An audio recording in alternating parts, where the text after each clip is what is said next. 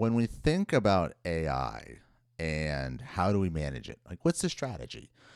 A concept that I have been sharing with a lot of people, I guess really over the last year, is a reflection from what we had to do for cloud computing. And if you go back to the beginning, when you are trying to solve and scale new technology, in the beginning it's a lot of discovery, right? You have to allow for discovery to happen in your organization, with yourself, with your team, to really see what we can do with it.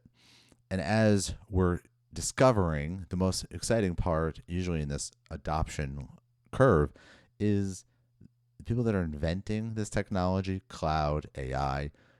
We're discovering new things that we can do with it, right? We're creating new functionality.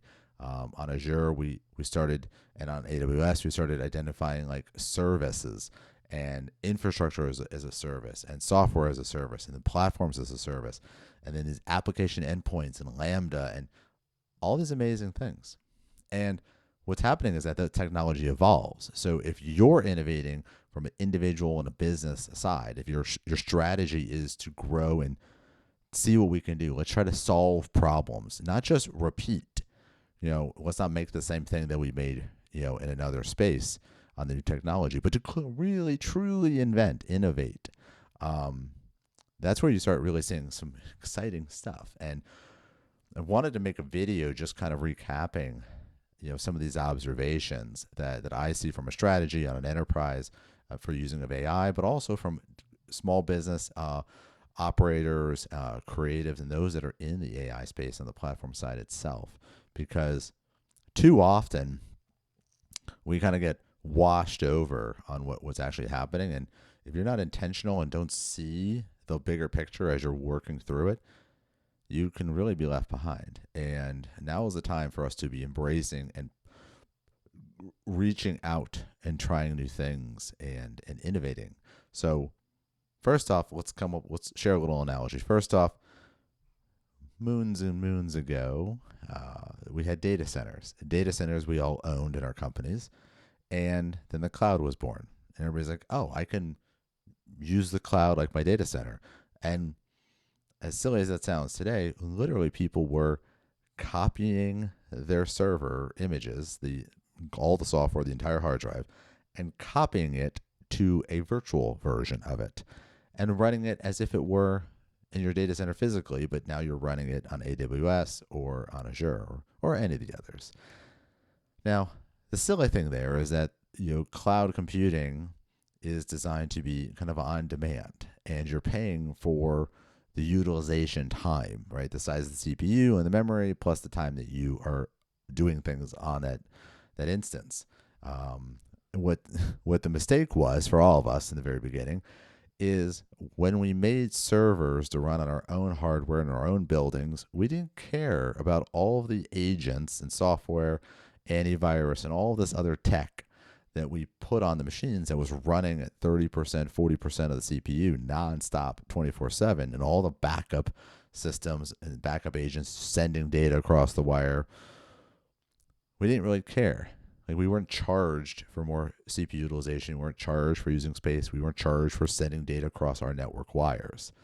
But when you copy that same environment onto the cloud, it was actually more expensive.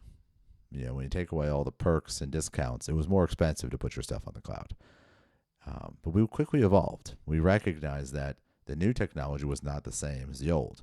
And what was born then, we have agile development. We have DevOps. We have containers. We have atomized the services away from the copied hard drives to systems that spin up and spin down based on when we need them, that are single purpose, that are some actual entire systems, but we've stripped out a lot of those agents and heavyweight things that were just running and just consuming massive resources and dollars, frankly. But it required us to make a shift. It required us to go from, well, we're talking about data centers to cloud. We treated the cloud like it was a data center, and then we evolved our engineering methods, our operational methods, how we deploy. And now we use hundreds of services, at fractions of a penny for what it would cost us to do it any other way. And we're actually able to put technology forward that couldn't exist without the cloud. And that's an awesome evolution. And so when we think about that analogy, we went from data centers to cloud, treating cloud like data centers. And then we had to evolve the software, the stack, the utilization, the software development methodologies, the operational aspects. And then now we've got the cloud operating. Well, in that process, we also had to recognize, how do we manage it? How do we organize this? Who's responsible for what? Who is handling the cybersecurity? What are the regulations? How do we protect our data? All of these other important questions. Well, we came up with models, right, where we said, look, if you are paying for the full stack, then you're just getting like the app, right? You paid for the whole thing and you just want delivery of the app. Great. Well, the app company is responsible for the whole thing, right? Because you're literally just getting an endpoint and making calls in like Salesforce, right? Like you're paying for Salesforce at the top level. They're handling everything all the way down to the physical security of the data center. Well, that data center might be in the cloud, in somebody else's cloud, but that Salesforce company is dealing with the operational management and diligence to make sure it is secure and redundant for you. Well, what if you don't want to run an app? What if you want to run a machine, a server, or service? Well, now you are responsible for what you put on that service, that machine, and up. So you would have the machine and the app that you're responsible for, but everything below that would be the cloud service provider, right? Okay. What if you want just the platform and you're going to do a ton of stuff on top of it? Great. It's lower cost for you. Great for AWS and Azure. You are responsible from everything from that more bare bones level all the way up. They're responsible for the data center and the basic platform, the hypervisor. And when you think about this, roles and responsibilities, the tailoring of who's responsible for cybersecurity, physical security, who's going to test, who's going to cert, where do the certifications go, how do we have confidence in the operation of it, in the trust hierarchy?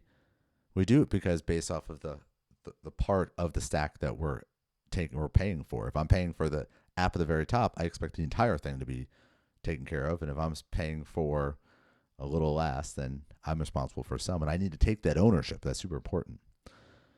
Well, we have that same parallel in AI, right? And so a concept that I share, and when we think about how do we manage against this, is think about that same model, right?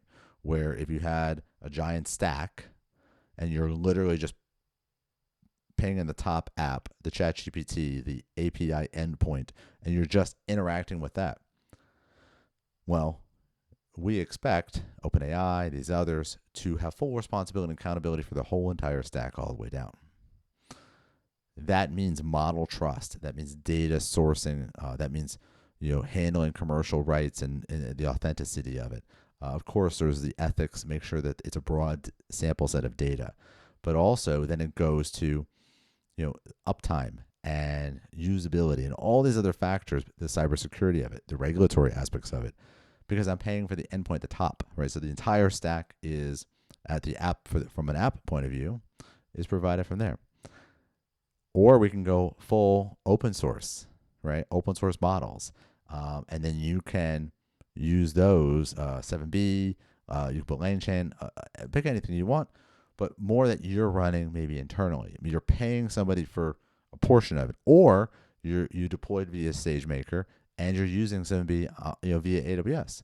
Well, AWS has a responsibility, right, up to SageMaker. You've got the next element that you're now the models that you're integrating to, and then whatever you put up on top too. So you can see if you break it down, the responsibility stack, it has to do with what are you paying for from a service provider, and where does their line in the sand end and yours begin? And we as operators and strategists must understand where those lines in the sand end and what makes sense, and then act accordingly. Now, an important concept here is sometimes you just don't know. We see this often where in leading technology pursuits, maybe I'm just trying to launch a new product and I'm working with a bunch of different third parties that I don't have 100%, we'll call it control over. They're not mind developers. Well, at some point, you have to recognize the risks that could exist. And if the risks exist, how do you then compensate for them? How do you take actions to manage against that risk? Even though you can't affect the other third party, maybe you can affect yourself. It's similar to protecting, a client server connection. You would protect it at the server side, not the client side, because you control the server side. You don't control the client side. Client side can get all wacky and they can have their own home brew browser or whatever. And so we always make sure that the server side is protected and we have the trust factor there. So these are some aspects that I think we can pull from the past on technology, on how do we manage, how do we organize cybersecurity and regulatory, how do we organize the parties and who's responsible for what, how do we consider and manage against risks that we can't maybe transfer to another party or depend that they're dealing with. And all this, is inherent and existent and needed in our AI work. And I know I reference a couple different models and technologies and all of that, and they're always changing. So in 4 minutes or in 4 years, the names may have changed and the terminology may have changed, and I certainly make errors on live videos all the time. I think it's important and vital that the framework in which you think about this and the roles and responsibilities and how does cyber and regulatory and how these elements fit together, that is what you need to focus on. We need to take lessons from the past, but also we must be very cautious and truthful and accepting that this is new technology. And it is my hope that we do not treat AI like we did cloud in the forever, like we did cloud in the beginning, where we made another data center, right? AI is not a search engine, right? We ask it questions, and our first for use, get goes with it. Hey, what's the capital of Sweden? But it's not a search engine. Different models are better for different things. Somebody made a chat system, and now you see a lot of chat bots around. That doesn't mean AI is a chat system. It doesn't mean that AI is a bot. It means that we're discovering new things and we're pulling it together, and there's a lot of innovation and some things you're not going to see as consumer obvious, and other times you are going to just be super satisfied and just overwhelmed with the benefits that we get from some of the technology. We're going to learn a lot, and we need to make sure that we understand what are the effects of what we're doing. So if you're looking to build and your organization, your enterprise, you're doing this great work, from a strategy point of view, we have to organize it. We have to understand the parties, because when you understand the parties in that relationship, you are then able to move fast. Fast cars have good brakes. They don't have narrow roads, right? Too often we have people,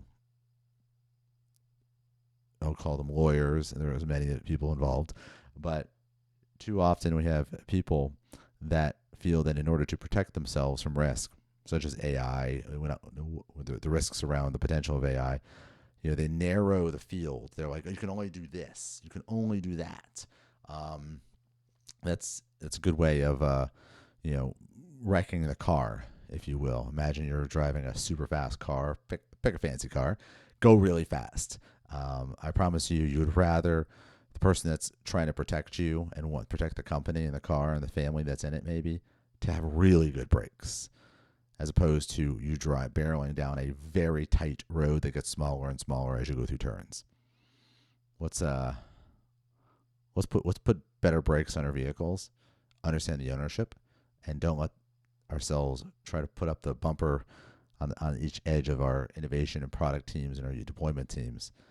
And let's innovate. Let's create. So hope it's helpful. James DeLucia. I have the privilege of really working with a lot of peers on AI. I'm a practitioner. I play with it and study it, and I have the privilege of overseeing projects like this day to day, and excited to bring it both from an enterprise point of view, from a customer point of view, from a industrial system point of view, from just an awesome evolution of where we're going. So have an amazing day. Let me know if this helps. Subscribe, hit the comments, and I'd be interested. I have the privilege of speaking to a lot of individuals, and if there's someone you think I should talk to, we should interview, should ask questions with, drop their names down. Let's see if we can get some people to share some of their ideas.